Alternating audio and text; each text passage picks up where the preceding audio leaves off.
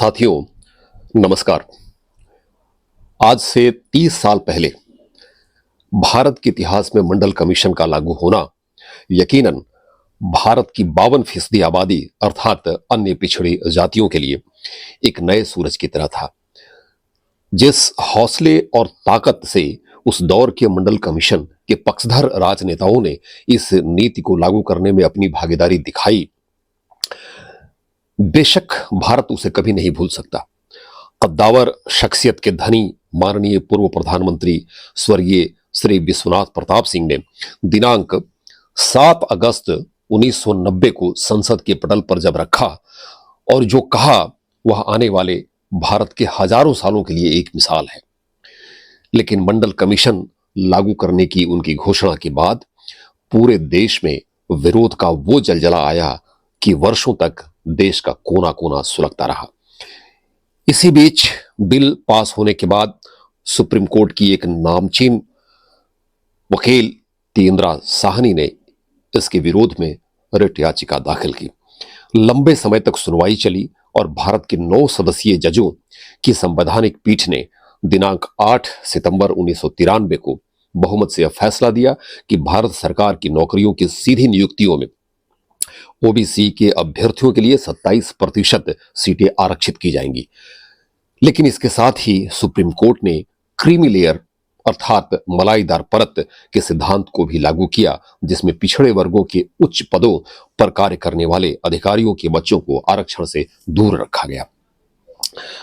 Supreme court द्वारा मंडल commission लागू किए जाने के बाद भारत के राष्ट्रीयकृत बैंकों में एक यूनियन बैंक ऑफ इंडिया में कार्यरत श्री जी करुणानिधि ने तमिलनाडु के चेन्नई में वर्ष 1994 में सबसे पहले यूनियन बैंक ऑफ इंडिया अन्य पिछड़ा वर्ग कर्मचारी कल्याण संघ की स्थापना की।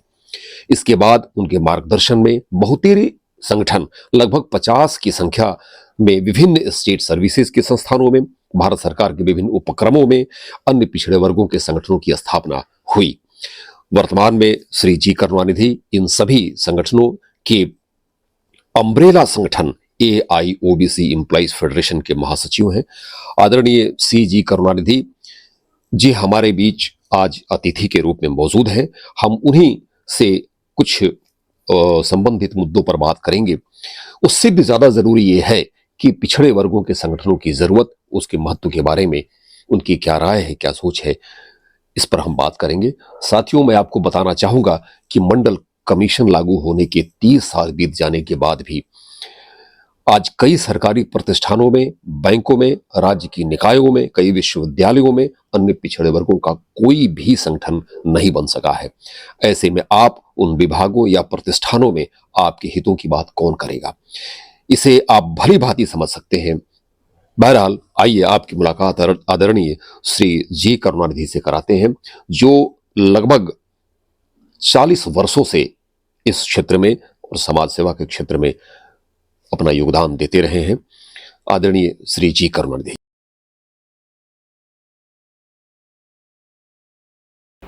भारत के सबसे बड़े फेडरेशन, जिसमें लगभग 60 संस्थाएं उसमें कार्य करती हैं, जिसमें भारतीय Reserve Bank, Air India, NLC, Salem steel plant, ordnance factory, भेल, SAIL, New India insurance, Bank of Baroda, Canara Bank, Indian Overseas Bank जैसे तमाम लगभग 60 ऑर्गेनाइजेशन हैं। उस फेडरेशन के आप 7वीं बार जनरल सेक्रेटरी नियुक्त किए गए हैं।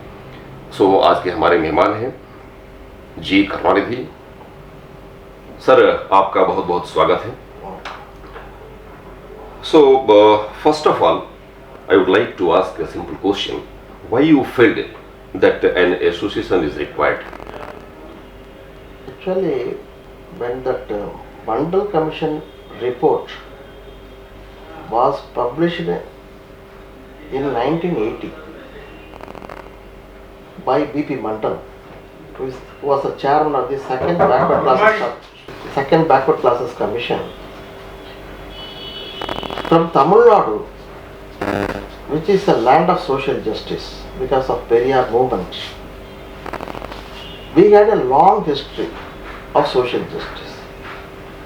Right from 1915 onwards, our struggle is there in Tamil Nadu for the welfare of the backward classes, scheduled caste, tribes and other non-Brahmin people, led by Periyar and other very great leaders. So we have a great history behind us. When the Mandal Commission, he was giving the report, he came to Chennai and said that this report I am going to give to the government, but I don't know whether it will be implemented or not. Because the first backward class commission, headed by Kaka Kalelkar, never see the light.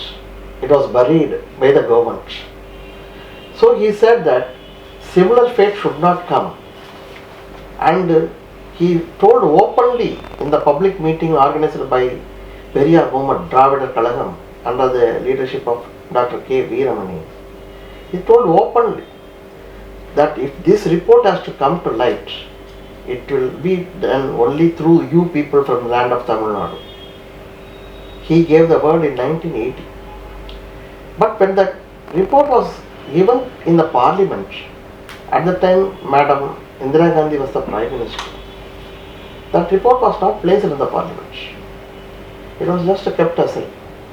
Then from Tamil Nadu, Periyar movement created various agitations to requesting the government to place the report in the parliament. That was the struggle. So only after 1986 like that, some of the leaders like Ramvilas Paswan and other people, they started creating this, Chandrajit Yadav, those leaders inside the parliament. They said it must be placed. Then they finally it was placed. Then there was no answer from the government whether they are going to implement any of the recommendations. They placed it in the parliament, that's all.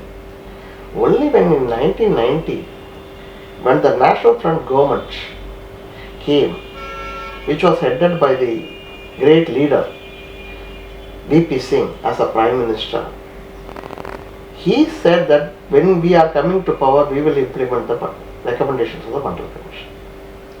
So on 7th August 1990, he announced in the parliament that we are implementing one of the recommendations to provide 27% reservation for the other backward classes in direct recruitments in government departments and public sector undertakings. There was no reservation at that time for education. He only implemented this. He said that while announcing that, this is the realization of the great dreams of Baba Sahib Ambedkar, Periyar and Ram Manohar Lohia. This was the words given by V.P. Singh. So this is the background of that. But it was not implemented. Even though order was issued, immediately the north, the awareness was not that much like that of the South India.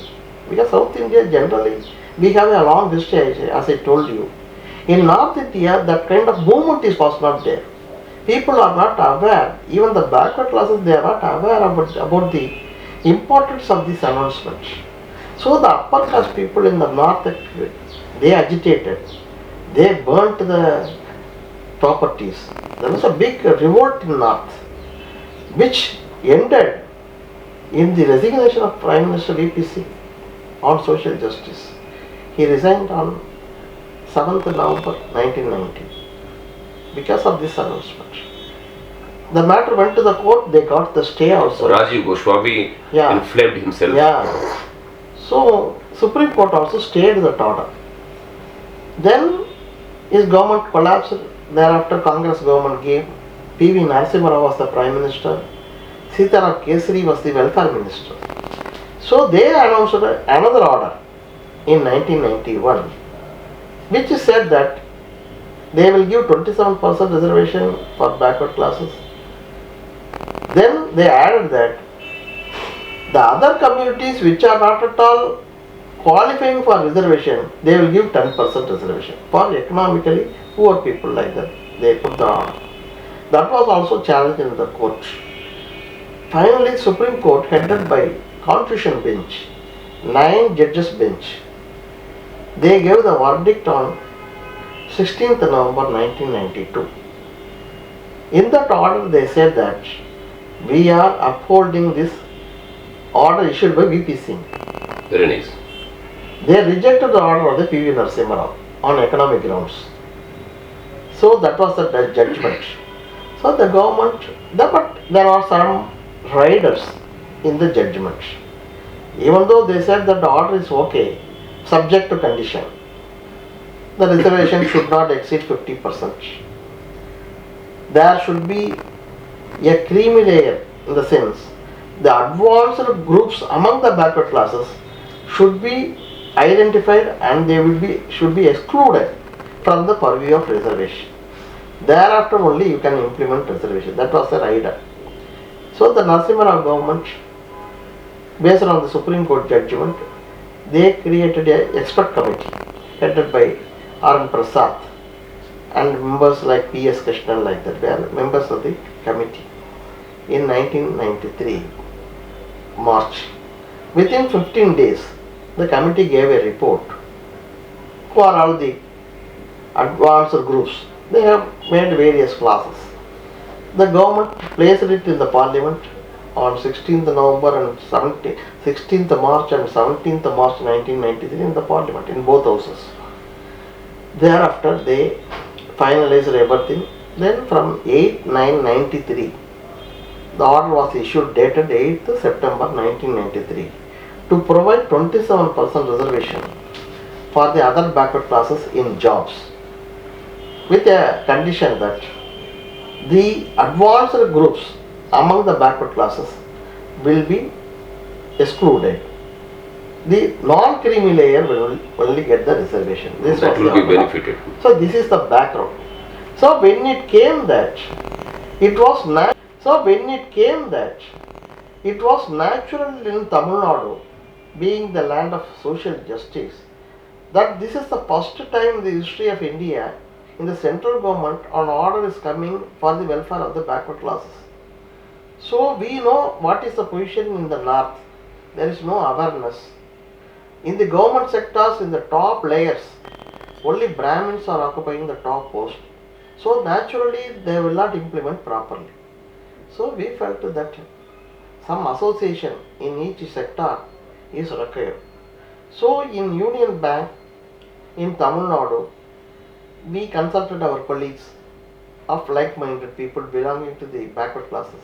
So you worked there in Union Bank of India? Yeah, I was working at that time in Union Bank of India. So I wrote a letter to all my known friends throughout Tamil Nadu, a letter. We got an overwhelming response. Everybody said, yes, we must have an association. Then finally, on 8th January 1994, we formed the state body of Union Bank of India Backward Class Association Tamil Nadu, the first unit in Tamil Nadu, Union Bank. Similarly, in other sectors also, in Tamil Nadu only, all sectors, LIC, other sectors, Neyveli, like that, all sectors, CPCL, everybody in Tamil Nadu, so public they started similarly. So like that it came. This is the history of this. Why we started? Because we want to ensure that this implementation should be done properly. An association can only ask the management whether it is implemented. Otherwise, individually they cannot try. Thank you, sir.